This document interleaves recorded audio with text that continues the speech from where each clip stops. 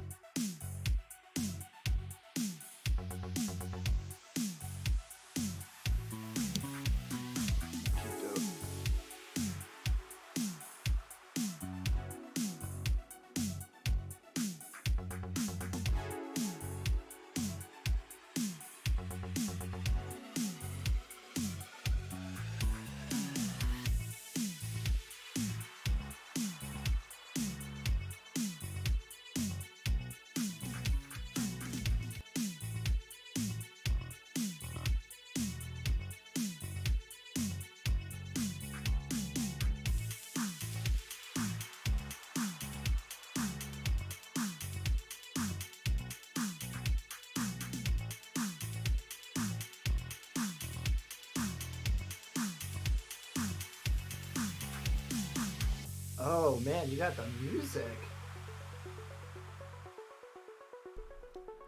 Not too shabby, eh? I like it. Yeah, it took me a while to find the song that I was like, okay, this sounds like an intro song. This sounds like an intro song.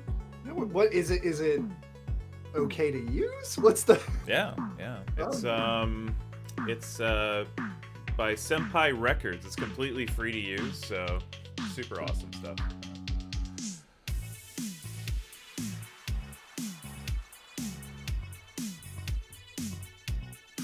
Coming through the audio. Are you hearing it in the Discord, or is it just through the YouTube? I was just hearing it through the YouTube. I just muted it. Cool. Just trying to find some tags. Where are we at? 2 minutes. 2 minutes to go until the show's actually live. So everybody who's in the chat, thank you so much. We're gonna get started very shortly.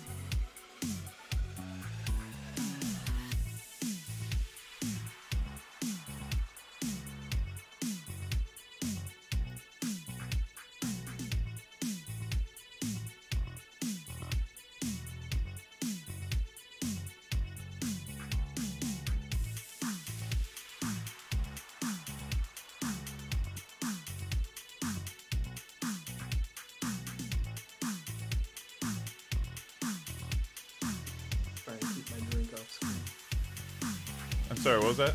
I can't hear you over the vibes. I'm just vibing so hard right now. Vibing so hard right now. That's actually just the talk show. It's just us sitting here vibing to the song. Yeah, exactly. We fooled everyone. You thought you were here for sabotages. Oh no. You're here just to vibe to this music. You just sabotaged your hour. Oh, hey yo. Oof. Oof. Ooh, it's so good though. It is. And then it pops back in. Ooh. You know who I think is sus? I think Checkmate's so sus. There you go. Checkmate is the most sus. So sus. We love you, Checkmate. Thank you for being our impromptu audio tech.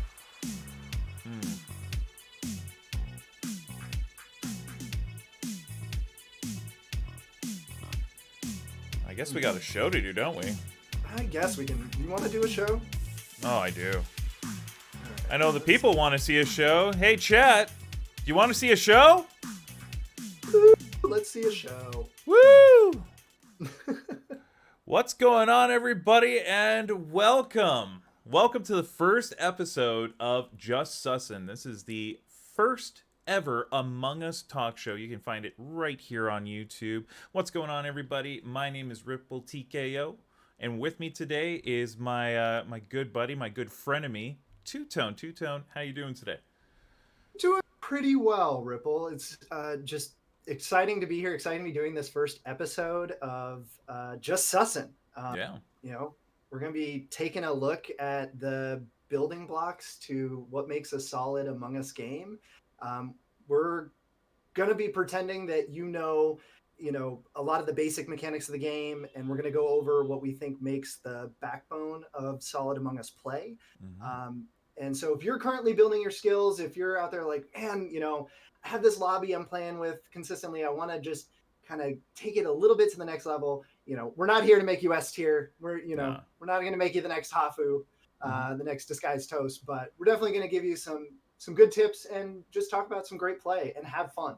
That's Absolutely the real point of this. Yeah, and if you haven't yet, please do subscribe. It means a lot to a new show like ours. I see there's a lot of likes. There was more likes than people viewing, which was really cool. So if you haven't yet, go ahead and click like, go ahead and click subscribe. And because this is a brand new show, I just want to go ahead and tell you a little bit about myself. So RPLTKO, I'm a YouTube creator who makes Among Us videos, and I host open lobbies every Tuesday. I'm looking to branch out into some other content, so it's going to be a lot of fun. And I play a lot with TwoTone, and I met TwoTone, funny enough, because of Among Us. I've met so many cool people because of Among Us, and of course, some other connections. So TwoTone, why don't you tell the audience about yourself? I'm TwoTone. I'm a creator over on Twitch, twitch.tv/TwoToneWA. I'm based out of Seattle, Washington, hence the WA at the end there. And True. yeah, I've been playing Among Us for a while throughout pandemic times, as so many of us are. And, Ripple approached me after we've been playing in these games together, and I had been talking about, watching these fantastic S tier YouTubers and trying to better understand how they play so I could get better at the game. And he was like, let's do a thing. Let's actually talk about that. Let's build that out and make that into a show. So I'm just really excited to be here doing this with you. I think it'll be a lot of fun. Yeah, I'm super stoked as well. Here we are just kind of building the airplane as we fly it, if you will. So today's episode, we're talking about sabotages. So right now in the chat, give us all of your questions. Any question you have about sabotages, how sabotages work. If you have any questions about when the best times to throw a sabotage are, that sort of thing, we're going to give you shout outs throughout the show. So it is definitely a live interactive experience. So your participation means a lot. It's going to help us a lot because, hey, we're going to talk. And then at the end of the show, or towards the end of the show, we're actually going to play some Among Us. And we're going to get a chance to actually try out some of those strategies that we're going to be discussing on the show. Now, of course, sabotages are one of the biggest aspects in the game. They're basically temporary distractions that allow imposters to manipulate crewmate positioning as well as create confusion in any given round. On most stages, you can do one sabotage at a time, with the exception being Polis, because the doors are considered sabotages, and you can do doors while you're doing the other sabotages. And we're going to get into the nitty-gritty, a lot of the minutia, we're going to get into the weeds about what those sabotages do. But what is the right time to throw a sabotage? When are the best times to turn out the lights? And when should you not call a comm sabotage? The answer is you always call the comm sabotage. So we're going to be talking about that over the next little while. And that would be imposterable, Carter. Thank you. That one's for you. Oh, so, TwoTone. TwoTone. Let you keep going. Yeah, right. TwoTone, what is your favorite sabotage to throw? Oh man, I mean, I appreciate. It was a bold statement you just made about comms, I gotta say, True. and I'm looking forward to diving into that more. As much as I love comms, as much as I love O2, as much as I love Reactor and Doors, there's just nothing more overpowered and versatile than lights. I mean, it's not the most controversial or unexpected answer. You see lights being the preferred sabotage call of pretty much every major player, any kind of competitive player or streamer. They're going to lights because when you're trying to call a sabotage as imposter, you're using every tool and advantage you have available to you through the game to unlevel the playing field to your advantage, right? You already start in most lobbies with increased vision over the crewmates. um, Lights is going to give you an even greater advantage in that space. It's also going to give you some of the best opportunities to fake crewmate like activities. If you want to be the one to pre-jack lights and be there as soon as it happens, man, it's pretty crew-like behavior if you're thinking about it. It's true. But most of all, the reason I think it is the best sabotage is because the hardest part about being imposter is building up your alibi, right? True. You are always going to be in the place where a kill happened, and you've got to make sure that there's enough fuzziness, that there's enough gray area, and lights gives you that space. It lets you lie about where the body is, or even just move it a little bit in the location. It helps stop the crewmates from being able to necessarily clear everyone that's around them, which is one of the easiest ways to get caught as imposter. You can get a great kill, but if all the rest of the crewmates are in sight of each other when the kill happens, you're done. Yeah, absolutely. So why don't we go ahead and let me see if I can figure this out. Technology is fun, but we're gonna. Yep, no, it looks like I've got the browser up. We'll go ahead and listen to this clip from Dumb Dog. Hold on one second. Actually, I just realized I have to do a quick thing. We're just gonna play it. Anyways. I think we try a classic frame kill. Like, look at all those people going to med bay. So here, Dumb Dog is looking to. So here's what we do. Do a frame kill. Here's what we do, right? We kill the lights. Here's the lights. Ooh, one of my favorite techniques right here. And Boom. get the kill. Easy Get as out. Get the kill. Get out. Easy peasy. So why don't we go ahead, TwoTone? Why don't you break that down for our viewers? That was a pretty solid, pretty clean kill. Yeah, so this is just a little bit of context. Dumb Dog, one of the higher tier players out there, played in a lobby with some friends who don't play Among Us nearly as much. And so he was like, I'm just going to play around. I'm going to try a couple of challenges and just see what I can do. And so his first thing that he decided is like, I'm going to get a frame kill. And he sets it up beautifully, right? He makes that run around the bottom of storage on Polis. He's out of sight from anyone else. He calls lights, hops in the vent. And he knows from coming down into the dropship that he saw all those people go right. So he knows when he gets the kill, there's going to be all these possible suspects who can't see each other, who can't vouch for each other, and now are all going to turn on each other. And his ability to place himself almost anywhere else on the map, because he knows so many people are in the place where he just killed, gives him a huge amount of room to create an alibi for himself and keep the attention on everyone else. Mm-hmm. It's really one of my favorite plays with lights. Is it gives you that kind of space to really get the crewmates focused on each other. And if you're really giving yourself that situational awareness, Polis is great for that when you're coming out and you can kind of see roughly where folks are. That's going to be one of the just textbook best kills that you can get early on as imposter. Oh, absolutely. And then there's a couple other ones. When you look at a stage like Mira, there's, of course, the infamous toast kill, when you kill the lights while you're in the lab, and then you go ahead, you vent up to where the lights are, because the vents go to everywhere on Mira. And you go and kill the first person who gets to the light panel, and you go right back to pretending that you're doing rocks. It's a beautiful thing. I'm in Reactor. How could I possibly? I'm in Reactor.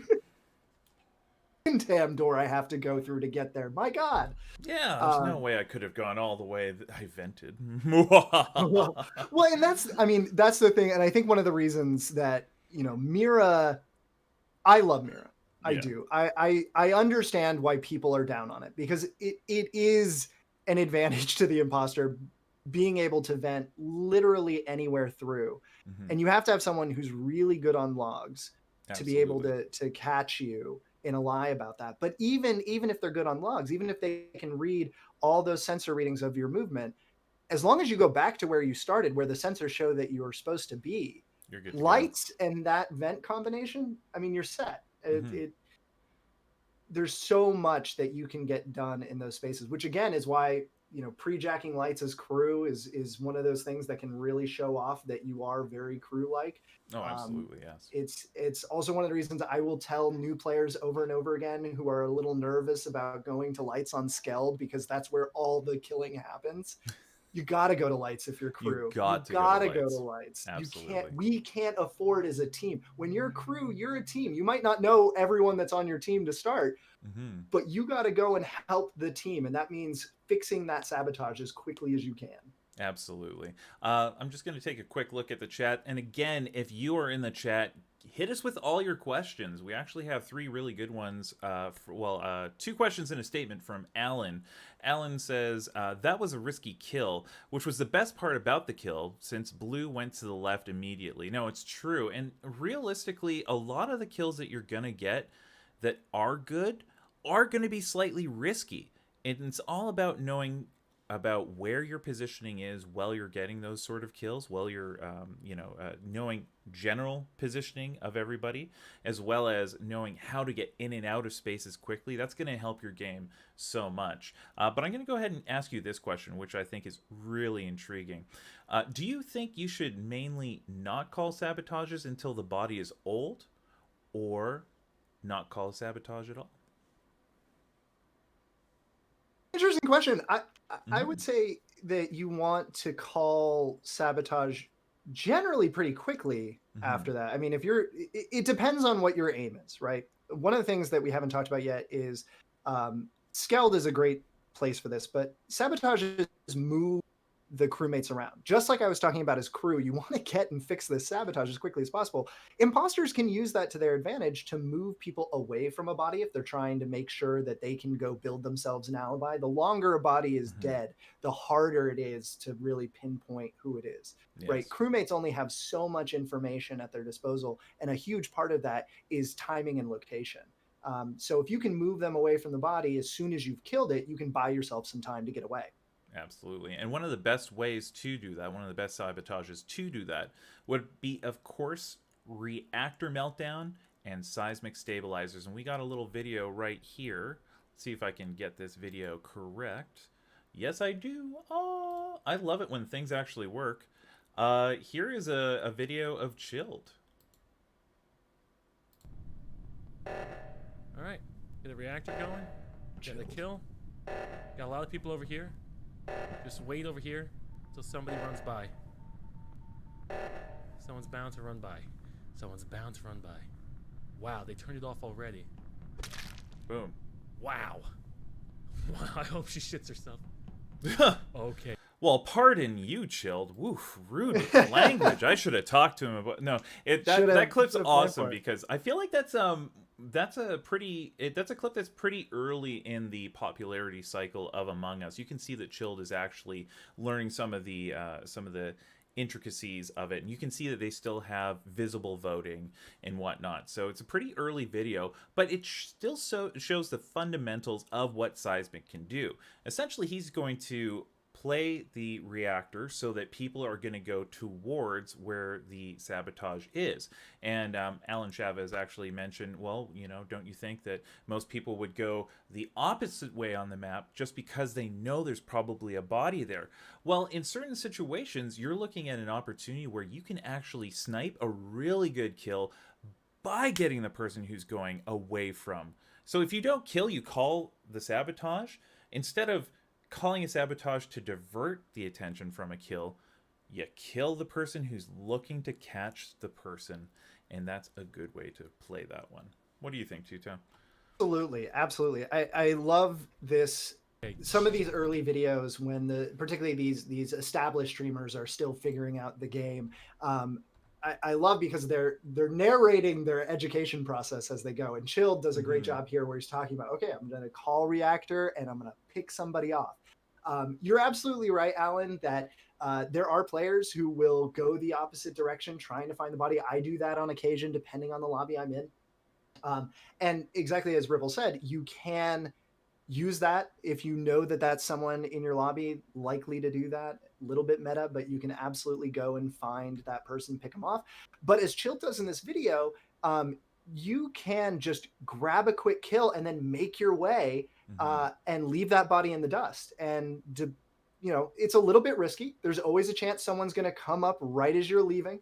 But you use that vision, you give yourself as best a guess as you can, and you take the shot and move. So I think it can be to hide bodies, it can be to snipe people off, but you're playing with movement at all times, and you want to adapt it to whatever the lobby you're in is most likely doing. I think to something Alan said earlier about calling it when it's old, you can totally do that as long as the body is in a place that's going to get old. That you got to be careful, because sometimes you've got players in your lobby who are like, I'm going to go check every corner of Skeld. I'm going to make sure that I'm looking deep in lower engine. Yep. I'm going to make sure I'm looking deep in the upper right navigation, because I want to make sure I don't miss any potential bodies. So if you can, and that's going to be old, then yeah, absolutely call sabotage when you're far and distant away, build yourself an alibi.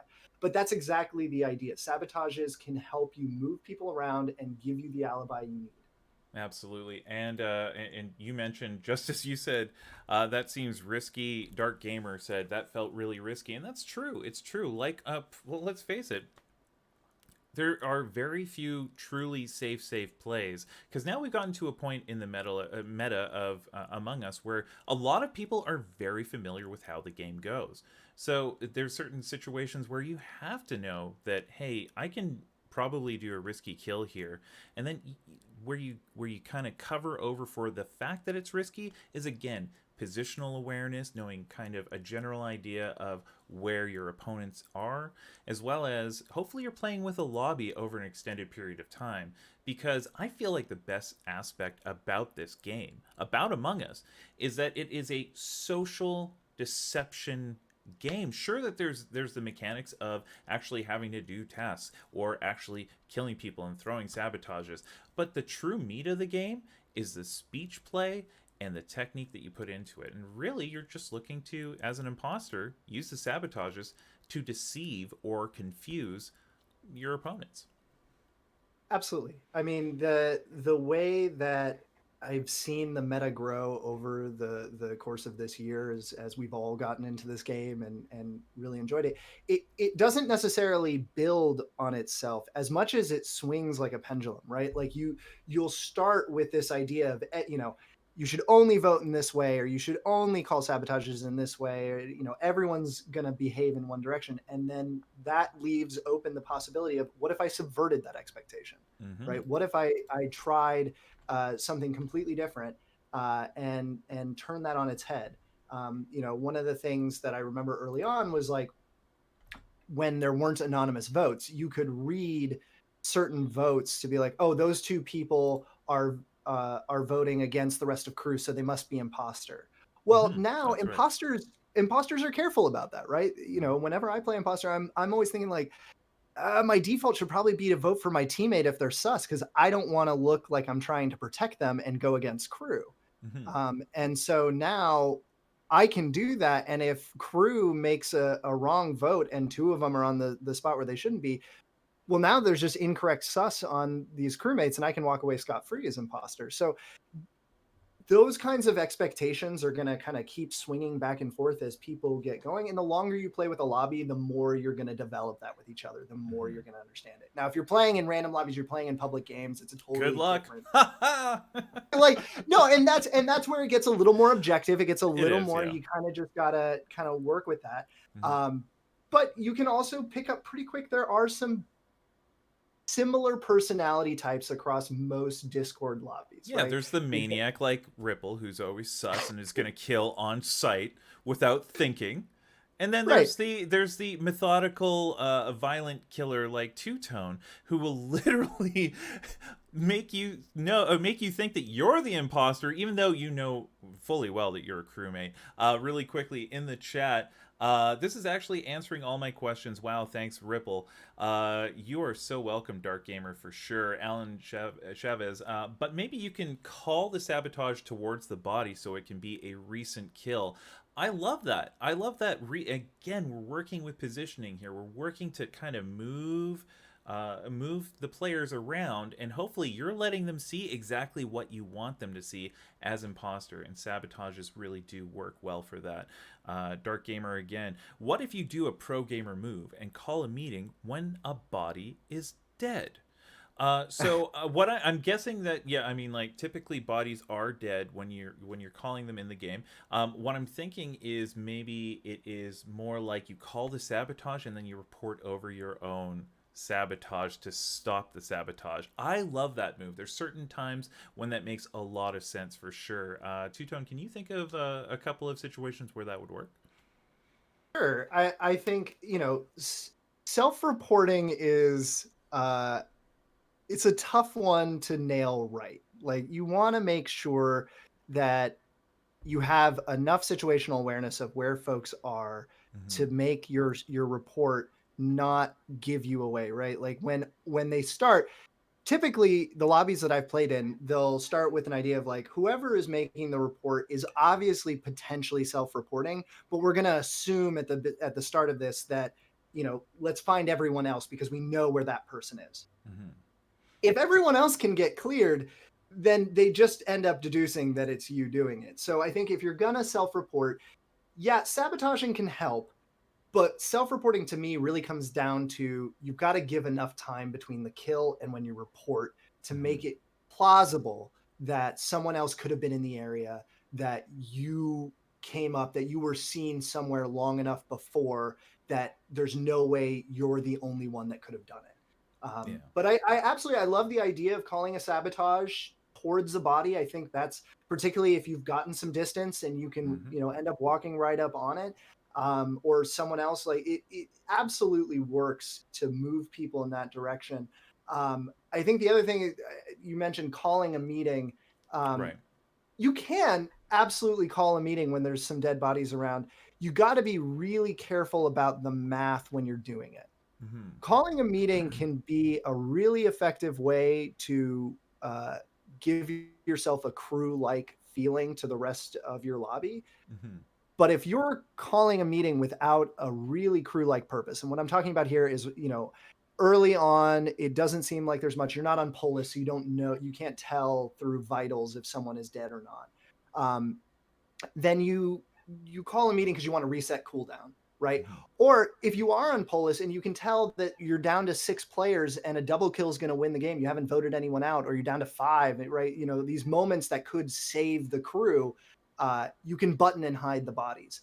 But if you make a kill and there's only one body or there's 2 bodies, and you go and hit the emergency button and no one found those bodies, you're immediately going to develop at least a little bit of suspicion, because you've now hidden the bodies from the crew, and that's vital information. It depends on how intense your lobby can be about that. Every lobby has different rules about how they approach what's good buttoning or not, and some can get very strict and others can be very loose about it. But I would say really make sure you've got a good crew-like reason for doing that before you make that play. Yeah, absolutely. And I think that it's also part of the beauty of the game is that it truly is situational. So there are certain times when one sabotage or the other does make more sense. And knowing the spots when those make sense really tie into your overall game. So for instance, a self-report at the beginning of the game, you're going to have a lot of people who are kind of roaming around with each other and whatnot. But as you go along throughout the game, maybe a self-report when you're on 5 is a good idea. That way, if you have someone else who's got some sus on them and you can kind of roughly position other people away from each other, then maybe you go ahead and you call a lights sabotage and you go and you kill in front of the light panel. Maybe not in front of everybody. You can always position yourself away from it. That gives you a good opportunity to possibly report and be like, oh, I just came up on the body. What just happened? It's so strange. Tee hee. Sorry, guys. I don't think we have this clip ready, but in a future episode we'll make sure to bring it up. There's this amazing play by 5UP, who, if you want to study bold kills, just watch 5UP. Oh, Like one absolutely. of the boldest imposters out there, and is so good at this game. Just literally sets up like, oh, I want to try this play. Oh, I want to try this crazy idea. And there's one play where it's down to 6. It's, they voted off, so I believe, some wrong people, but his teammate is gone. And so he calls reactor and he goes and waits for one of them to show up and kills someone when there's 2 other people present, reports his own kill, and then calls out the 2 people present as a failed double kill. Yep. And rather than him getting any of the sus, he gets 2 people ejected to win the game. It's absolutely one of the most just ballsy plays, but it works because he's so insistent about, I just saved the game. I just saved the game. And doing that kind of self-report moment is really a great way. It's a risky play. It's absolutely a risky play, but it's a great way to mess with the crew and see if you can pull it off. Absolutely, and that's where Speechcraft comes into it. We're actually going to have future episodes where we're talking about Speechcraft, where we're talking about the 5v1, 4v1 situations, that sort of thing. And I just noticed that we do have some new viewers in the chat. So, hey, welcome to Just Sussin. We're talking about sabotages today. Go ahead and hit us with any question you have about sabotages right in the chat. We're actually going to be answering them on the fly. I'm going to go ahead and read some of the comments so far. Crash, don't ever say tee-hee again. Good feedback. I appreciate that. Thank you. Yudamal, what happens if you call a sabotage, but someone calls a meeting at the exact same time? That's a really good question. I don't necessarily know the mechanics of it. I think one would maybe one would take precedence over the other. Like, I don't know if they get called at the exact same time, whether one overrules the other. I think it might just be down to the timing of when the game actually receives the input. Do you know if that's accurate or not? Yeah, I don't know the specific nature of the mechanics for the game, but yeah, I mean, and and look, Among Us is a beautiful game. I love it. And Inner Sloth, we love you. Hometown for me. They're based out of Redmond. This small team doing it. The game can be a bit buggy. It absolutely has some moments where there are some glitches that occur. It exploded in popularity. So it's entirely possible that you're going to get 2 of those at the same time. And even if you're dang sure that you got yours first, another one might go off. I think it's probably whatever gets there in the millisecond before, but I don't know for sure. Yeah, absolutely. I think it's just one's going to overrule the other. I don't think one has priority over the other. That's just my impression. So it's just whatever goes through first, or whatever the game receives first, that's just what's going to happen. So I don't know. Let's go ahead and read a couple other comments. Alan, again, thank you so much for contributing to the show. This is really your show, so go ahead and keep on chatting, and we'll go ahead and answer all of your questions. Alan Chavez, but on 4, well, on Polis, you definitely need to sabotage after you kill, since it becomes 3, and a person on vitals will just push the button. It's true. I think that there are a lot of situations when you're on 4 that you definitely need to have some form of sabotage ready. TwoTone, can you think of a couple of situations where that would be? I mean, yeah, it's definitely, most of the time you're going to want to call sabotage, right? There's always an exception. There's always a play. There's always a way. This game is infinite in its possibilities. So I won't ever say every single time, because you could kill on vitals and camp the body, right? Absolutely. You can do that, wait till your cooldown, or make a self-report and accuse the person walking up. But most of the time you're right. And one of my favorite plays on Polis, and this we'll get now to comms, one of the best sabotages for sure, is if you can kill somewhere in a corner, particularly up by like cams in the upper left, or in lights in that area, call comms immediately. Absolutely, call comms. In that 1v3 situation, when you go and make that kill and call comms, you're making sure that you're not driving them towards the body, right? Particularly if you're in that upper left corner, because reactor's still going to driving them to the center. And comms, especially since one of the most recent patches where it no longer gives you the green light that you're there. You have to hold it in the right spot based on the sound to make sure. It really takes most people a long time to fix. It's one of the harder sabotages to get right quickly. You can practice at it for a while, and there are players who are very, very good at nailing it. Again, 5-up is one of the things. Ripple is very good at getting comms fixed quickly.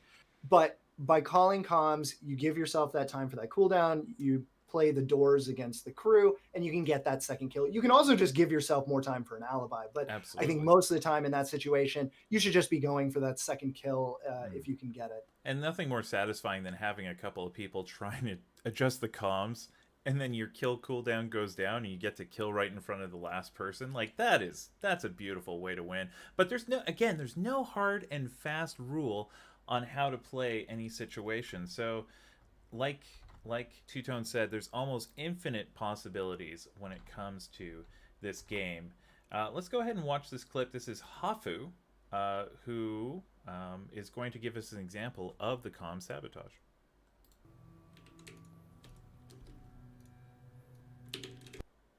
I had so many reasons for not losing weight. This is part of the comm sabotage, guys. Sound familiar? Oh my gosh. So you can see right here, Hafu is actively clicking all the doors down. Comms is sabotaged. This is also such a great alibi crafting. So you want to, as an imposter, you want to create multiple alibis. In this situation, boom! Oh, that's beautiful. What a finish. Who was the other killer? Just sit there and wait. And I think Alan makes a great point in the chat that you can just fake comms. And crew, one of the things I love is crew walks up, sees Hafu on there, is like, oh, okay, well, it's getting fixed. Yeah, and it's eventually. Like, oh, thank you. I will just wait for my cooldown to finish so I can get this last kill. Yeah. I think also to something Alan says there, yes, killing on vitals in a lot of lobbies is a bad idea at that time. If your crewmates are not done with their tasks, if your lobby is just not generally one of those lobbies that's going to be checking vitals in admin or have someone that does that, or if you've already killed the person that does that, again, every lobby has a different play style. You can sometimes get that kill. You can sometimes make that work for you. Sometimes it's, killing in a corner in the meeting room by like the water jugs. There's a lot of different opportunities. You just got to adapt it to what you know of your lobby. That's one of the times where I think meta is absolutely necessary and a good way to play is to understand the behavior of your lobby and how they want to behave as crewmates. If you're the person that everyone relies on for vitals and admin info and you're the imposter, absolutely time to start playing that to your advantage. So you're right. Most of the time you don't want to do that, but there are occasions where it can be helpful. Yep. And then let's not forget, of course, all of those particular sabotages have nice bells and whistles, but sometimes the best sabotage that you can pull out is the door sabotage. So we'll go ahead and watch. This is, of course, Disguised Toast during Disguised Toast's legendary marination. Hold on, I just have to close another window so this actually works. Technology. Right. Boom, boom, boom. It's gonna work eventually, right? We'll get there. Right, guys?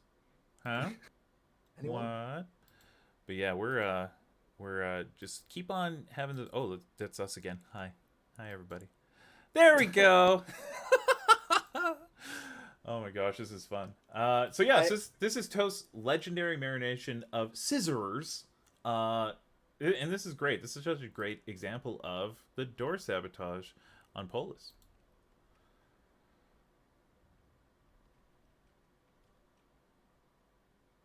So you can see the lights got fixed really quickly here.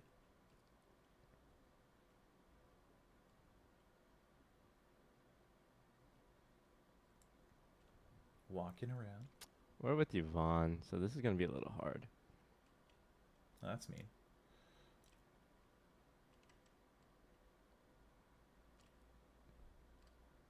Alan Chavez in the chat. This is his most viewed vid. Yeah, no question. No question. Faye, yo, sorry for being late, y'all. Don't be sorry. Thanks for Welcome, being Faye. here. Yeah, we're glad you're here. So yeah, as Thanks you can for see coming. right there, Toast has just called all the doors and has called the lights and has made a kill and is now pretty much scot-free until someone finds the body. Yeah, I mean, this is the big advantage on Polis, right? The ability to call all those doors and still have your sabotages available to you, your emergencies available to you. Why no? Absolutely. Why are you saying no? I Because I'm think looking for the body. that, Are you gonna? you know, for those that don't know, on Mira and on Skeld in those maps, when you call a sabotage, well, on Mira there's no doors, but when you're on Skeld, when you call a sabotage, you can't call the doors. When you call the doors, you can't call a sabotage. You're gonna see those cooldowns for a little bit before you can do it. So you've got to be thoughtful about how you want to approach those choices. But on Polis, that combo is, I think, a great one.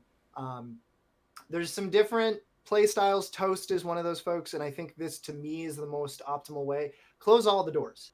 You start doing targeted door closures. That's a bit of info that the crew gets to use about where things are. People are going to notice for sure. People are going to notice, right? If I'm running through Polis on the bottom of the map and I see comms is closed but not weapons, I'm going into comms. I'm checking comms for a body. If I'm running around and I see electricals open but storage is closed, okay, well, there's definitely a body in storage. There's always a body in storage. But I love the way that Toast makes this kill use it. It's absolutely, there's a great reason why this is his most viewed vid. But it's a great use of that combo on Polis. How do you feel about using doors on Skeld? So I think that using doors on Skeld is actually important. I think doors, on both stages are actually very important. It's a part of a well-rounded game to basically. So there's certain situations where it doesn't make sense on Skeld particularly because when you do that, and Skeld being it's just a circle, so it's quite easy to kind of lock certain people in which will give them an idea of who they're locked in with. So sometimes it's good because it allows you to create an alibi, but then if you consistently get locked in with someone and nothing's happening, even that can be kind of suspicious. There's certain times on Skeld where I'll just kind of let the doors, do what they do, and only use them in certain situations, like, for instance, endgame. I feel like doors on endgame play are super important because that way you get to time out exactly where people are going to be and guide them through the process of going through your meat grinder. Why do you ask that question, though, about Skeld? Well, I think, as Alan points out in the chat, doors are the most overpowered sabotage on Skeld.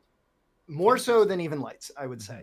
As much as I love lights and making those kind of bold kills, particularly in the weapons O2 navigation area, doors, exactly for the reason you say, at the end of the game, your ability to run down the clock, get your kill cooldown, because each set of doors is going to take 10 seconds, right? And most lobbies play with a kill cooldown of 20, 25 seconds. True. So you're going to buy yourself some time. But even earlier on in the game, doors are something that can be an incredible frustration for everyone because it stops them from getting their tasks done. Locking people in, there's literally nothing they can do. You got to be a little bit careful. You can use it to your advantage because you can also lock yourself in with someone, not kill them, start marinating them, which is definitely my play style. I don't go for the quick kills the way you do. I like to take my time and really make a nice chicken parmesan out of most of the crew if I can. But you can use it to give yourself a space of, people will soft clear you for we were locked in admin for a while and TwoTone didn't kill me. I don't know.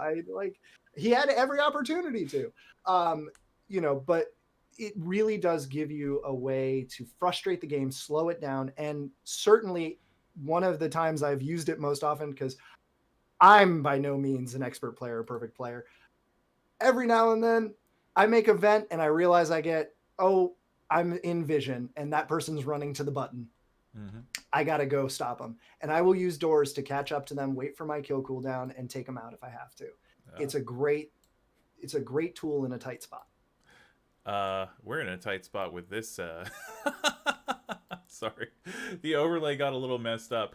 I should have moved the icon because we're headed towards the end of our content. Now, is there any other items that we wanted to touch on with our viewing audience before we get to actually playing some Among Us games with people? I think one of the things that we haven't talked about a lot of is reactor and oxygen. And particularly, I think, in the context of maps like Mira, where Mira is one of the most bizarre maps, right? It's controversial. People don't love it for a lot of reasons, and I understand, but the layout is so much different. It's balanced in a completely different way than Skeld and Polis. And so oxygen and even calling comms splits people up. And I think that's one of the things. On Skeld, you get the same thing. Oxygen splits people up and can give you some of that distance when you've got lobbies that are when you've got crew that are grouping up a ton and you need to create some space from them. It's a really good way to move people around. And one of the things we didn't mention outright, I think people who are watching know this for the most part, but just to make sure, reactor and oxygen are the two that crew can't ignore. If the countdown on either of those gets to 0, imposter win automatically. So you absolutely can use that to create a little bit of urgency, move people around the map. On Mira, when you move people to reactor, you clear out most of the rest of the map. Everyone's got to go through decontam. It's a great way to create some space when you need to be able to move around very quickly. So everybody's here and then they go here. I'm getting really technical with though. And that's it. If it's on the thing here, everyone's over here, and then they all go up here. Mira's Michigan is really what I'm trying to say here. Yeah. But yeah, I think those are really the kind of key points. I don't know that there's a lot more. Reactor is sort of the standard meta play when your 2 imposters are still alive on 6 and you want to get your double kill. I think that's something that for players that don't know, this is a good thing to be aware of, because if you have an imposter teammate who's expecting this, it can be really rough if you're not ready for that double kill play. But when you get down to 6 players, you only need 2 more kills. There's 2 imposters left. It's pretty standard to call reactor and go as the imposters and just wait. And then as soon as you have your 2 kills in sight, you split off, make sure you're on there, and you get the double kill right at that time so they can't get the report off. Most crew are going to run around pressing R, getting ready, hoping that they can get you before the double kill's off. But if you do it right, you're pretty much guaranteed to win every time. O2 can be a little scary to do that with. You're split off in different areas. You can't be sure. But certainly for a play on 6 like that, it's a good one to just keep in mind, because it doesn't really change that much. That's meta. That's pretty solid, I think. Yeah, for sure. I would say that I actually have one of my proudest kills, is one of my cheekiest kills using O2 actually, and Prox chat. And if you're one of the interesting things about O2 specifically, Skeld, is with how close they are in proximity, you always end up rounding around one way or the other. And typically, if you get the right sort of pattern, everybody ends up in the same spot at the same time, which is the perfect time to be like, wiggle, wiggle, slice. And it's cheeky AF, but who doesn't like to end people in a cheeky way? Just really quick in the chat, is that a map of Michigan? Absolutely, Michael, it is. Spooky. Spooky, hey, yo. Am I very late? LOL. Hey, it's YouTube. You can always watch the replay. We're going to be posting this episode. So you're not late. You're here, and that's what matters. Dark. Yeah, exactly. Dark Gamer, would you say that the O2 sabotage time is a little low and can give the imposters the win? in certain situations, yes.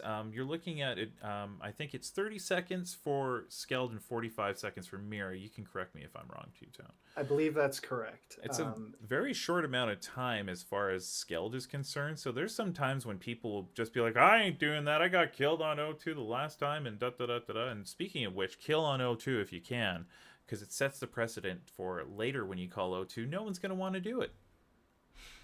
Absolutely. I think that's you can get away with it. I think particularly towards the end of the game, you can get away with an O2. Although if you've got a really lazy lobby, and I have played in some lobbies where people are like, there's still 8 of us. Someone's going to go get it. And then it gets down to 10. And it's like, yeah, exactly. Like, you just read the room. That's really, if I can give any advice for imposter play, it's just read the room. That's your best tool, your best skill for getting it, is you're just going to know how to run those folks around. Yeah. Here's some free meta for you. If you ever play with Fortech never does any sabotage. So no, if you're playing with Fortech, throw those sabotages out there. You know either you're going to get a kill or, eventually maybe the sabotage doesn't get fixed because Fortech ain't doing that.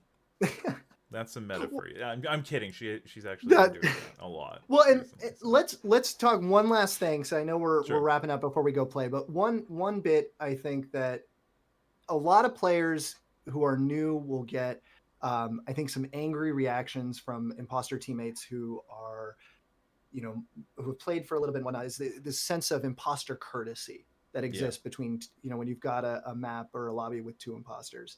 And I think this is something that I hope the community does a better job of just taking the time to talk to people about when this happens. But so that, generally speaking, if you get voted out as imposter and your teammate is still running around trying to finish out the game, it's good courtesy to close doors for them, but do not call sabotages for them. Do not other sabotage. Do not call lights for them. Do not call comms for them. Reactor O2. Those unless they specifically ask for it. If they specifically, if you know that they're like, I love it when someone else will do sabotages for me in a 1v all situation, then fine. Yeah. But only if you know that. Only if it's a consenting relationship between 2 imposters do you do that. Otherwise, give them the space to make that call for themselves, because 9 times out of 10, they're going to be trying to read the room as best they can, and they know the play they want to make. Yeah, and that's really the important thing. Is sabotages are about what kind of play do you want to make. The reason we showed you these videos is there are specific ways to do this. Yes, when you're going around getting kills, you can be the opportunist. You see the moment, you seize it, you go for it. Absolutely. Carpe the murder. But my that's awesome. My partner is a classicist and she would hate me for that joke. But it's really, I think, important to give your imposter teammate the room to kind of get that done. Yeah. And the more you play with the same, and again, we're going to keep talking about this, but playing with a good group of folks over and over again is part of what makes this game fun. Yes, play the tournaments, play the competitive lobbies, do the other games to really get an experience for what's out there, but find a good group of folks that you like to play with and keep playing with them, because as you learn each other a little bit, that game is just going to get richer. I promise you. It's so much fun when you start to learn. I can't tell you Ripple and I have talked for so long about getting an imposter duo, just the 2 of us. It finally happened, and we just started piling bodies. We're just like, kill everything, kill everything. Oh, gotta kill, We just double killed until we got down to like 6, I think, and then we both got voted out. It was fun. Yeah, it was true. it was one of the most fun games I'd had. Like, we finally got it to happen, and it was so enjoyable. And I remember the reason we got sussed out was because the kills were happening so fast and so cleanly that they're like, it's only Ripple or TwoTone that can do this. There's no way it's any. It was such a meta reason to get sussed out, but they were right. Yeah, they were right. There was nothing we could do. It wasn't positioning or anything like that. It was just, well, this is going way too quick. let's get them out of here. It's one of them. It's definitely It's one got to of be them. one, probably both. So yeah, and by the way, guys, thank you so much for helping. 13 people watching right now. Got 11 likes. Go ahead and hit another like. Really appreciate that. If you haven't hit like yet, appreciate it if you do. I was in that game. Yes, you were, checkmate. Again, this is just Sussin. This is the first talk show about Among Us. You can find it on YouTube. If you have any more questions, go ahead and hit us in the live chat. We're going to go ahead and answer anything that we have remaining. I'm going to read some of the comments right now. Angelina, dance. Usually dancing on a body confuses a few people. I do it most of the time, and I never get sus. Well, that's because you're an awesome person, Angelina. And, because of that awesomeness, I would never assume. I would just be like, oh yeah, no, it's JC. It's a joke for some people in the chat. Larry, Alan, how often do you do this? Hi, Larry Gaming, by the way. I hope you had a good stream today. How often will you do this? We're looking to do this two-tone weekly, bi-weekly, maybe bi-weekly. Yeah, we're still setting a schedule as both of us try and figure out kind of what we can commit. But I think ultimately the goal is to get to weekly, particularly as we set up the structures in place to get a script written, get kind of an idea for what we want to talk about and move for it. But as we kind of get this up and running, bear with us. It might be every other week. Yeah, and hey, you know what? If you want to help us right now in the live chat, go ahead and write a topic that doesn't have to do with sabotages. What do you want to know about? One of the examples would be JC is always sus. Oh no, I just read that because that's true. Yeah. Spooky asks, what's the best way to kill or where to kill? I think that's a great topic for a future episode. A couple of the topics that we're suggesting where we would do again the one imposter versus 5 or the one imposter versus 4. How do you manage to carry a situation when you have your imposter buddy yeeted out really quick? I mean, that's always a good question, and there's a couple of different ways that you can go about doing it. What are some of the other table talk? I think table talk is something that we really need to have a full episode on, because when we're talking about the mechanics of sabotage, sometimes what you need to carry it out is the ability to talk across the table from people and tell them a story, if you will. Make them believe your lies or your half-truths, if you will. What are some of the other ideas that we had, TwoTone? Sorry to put you on the spot like that. No. I appreciate it. I mean, I think there's a whole lot in there. You're talking about table talk. I work in a lot of kind of political places, and so I think about it in terms of whipping votes, right? It's how can you collect votes? Because when you are, whether you're crew or imposter, you're looking to collect votes. Because if your crew just running around and doing your job and doing your task isn't enough, it's very easy to make someone that's just focused on tasks sus. So I think how you build up alibis and whip votes from the lobby to really tell your story, whether it's true or as imposter. I think there's a lot of math that gets assumed, particularly in some of the more competitive lobbies. Taking some time to just talk about the meta. You always hear people say never vote on 7 or we get a free shot on 8. These kinds of things, taking a little time to break down that math, I think could be really interesting. Absolutely. And then, talking about hard clears and soft clears. That's another one that, maybe not a huge, deep topic, but one that can easily get confusing if not really communicated well. Because if you end up misclearing, you're going to play right into an imposter's hands when they're marinating you. So you need to be really thoughtful about who you're clearing, what you're clearing them for, and whether or not that is something they're going to be able to use to cover up a kill later. So I think there's there's plenty more. I would love to hear from folks what you want to hear about, what would help your game, what would help you have more fun playing Among Us and raising your level up. But, it's a huge game with limitless possibilities. We're looking forward to talking to you about all of it. Oh, yeah, absolutely. A couple more people in the chat. Hey, Pixel. Let's see here. Vival Finn. All good truths are half lives. And then writes lies afterwards. I think that's more like that was like a Freudian slip where you're like, all good truths are lives that are halved, sliced in half, that is. Ha ha! It's Dr. Suicide, so it definitely is. Alan Chavez. Alan says, also, by the way, you should do one on things like you would do if you weren't imposter, for example, like seeing someone kill. I'm going to paraphrase. What do you do in a situation, for instance, and we're not going to answer this, but maybe it's a good topic for a future episode. When you see someone kill in front of you, how do you convince the people? Like, how do you figure out who's killed when it's like a stack kill situation? I think that's really good topic. Yeah, absolutely. JC sus when he moves, when he talks, and when he does tasks, like all the time. Yeah, absolutely. You're right. JC definitely is. That should be a topic too that we touch on, because it's something that I found early on was a problem when I was crewmate, is the way I moved around, the way I entered table talk, and there's a player that we'll play a lot with, Robert Tom, who's a dear friend of mine, who just calls me out so hard because I'll slow down conversation. I want to process the information. I want to understand, okay, you're saying this, you're trying to make that person clear. What's going on? And when he's imposter, he makes me the most sus person because I'm just trying to ask questions and slow down the play a little bit. So understanding how to, as crew, especially, make yourself seem not sus, doing that kind of work. How are you getting information out? How are you pathing? What are the ways that you can stick with people without grouping up too much? Right. These are some of those finer passive points of play that I think we definitely should get into in future conversations. Absolutely.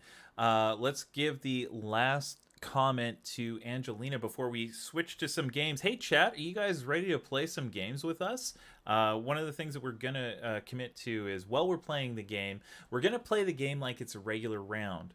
But then afterwards, when we're all sitting in dropship, we'll go ahead and discuss some of the things that went well, and you can go ahead and ask us more questions in the live chat. So that's a good opportunity for us to, just figure out, hey, so this play happened, why don't we break it down? Although I do request, please no stream sniping, because that's no fun for me. Let's see here. Last comment, I'm going to give it to Angelina, of course. I never fix sabotage to see who is killing in the stack. Smart, right? I love that. JC, you're sus. That is so... Literally the first message that I saw from JC, I'm just like, JC, you're sus. You're sus. You can tell that we have some regular people in the chat who we play with a lot. And if you are interested in playing with us, every time we have one of these Just Sussin shows, we're going to play some Among Us with the people in the chat. So, yeah, is that a smart thing to do, to see the stack kill happen? Absolutely. And in fact, do whatever you can to avoid a stack so you don't get killed, and maybe you can play a little bit longer. That's one of I can't help it. When I'm an imp, I can't help but kill in a stack. Look, it's a good play. How can you not? If you have the option to take out someone and there's little to no visuals and you can argue your way out of it, why wouldn't you? Absolutely. Well, I mean, and I don't want to go too deep into it. Leave us some breathing room to talk about it, but it does limit you down, right? Whoever's on that stack is now guaranteed someone in there is the killer. True. So you want to, maybe not the first stack that you get on, you go for that kill. But you absolutely. I know, Ribble. I'm harshing on your play. No, it's not harsh